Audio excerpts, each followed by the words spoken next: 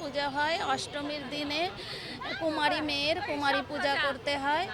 হ্যাঁ, এবং হলো তা থেকেই দেবীর হলো ইয়া নবরূপের আগমন হয় দেবীর। আর সবাই একসাথে হই আমরা, এটাই সবচেয়ে বড় আনন্দের বিষয়, এটাই প্রত্যাশা যাতে সবাই ভালো থাকে সারা বছর।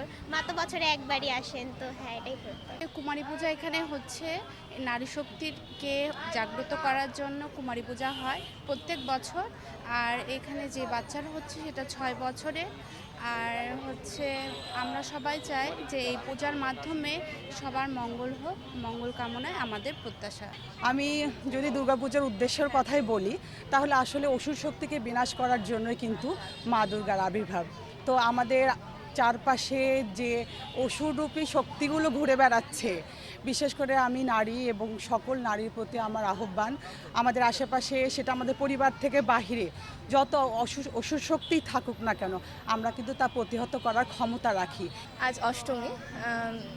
আজ সকাল থেকে পুজো শুরু হয়েছে, এখন চলছে কুমারী পুজো, এরপর আছে সন্ধি পুজো।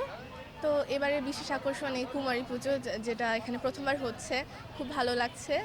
আর মায়ের কাছে আমাদের প্রত্যাশা যাতে সকলের মঙ্গল হয়, আর যাতে আমরা মায়ের মতো সাহসী, মায়ের ক্ষমতাটাকে নিজের মধ্যে যাতে ধারণ করতে পারি, সেই প্রত্যাশা মায়ের কাছে করছি।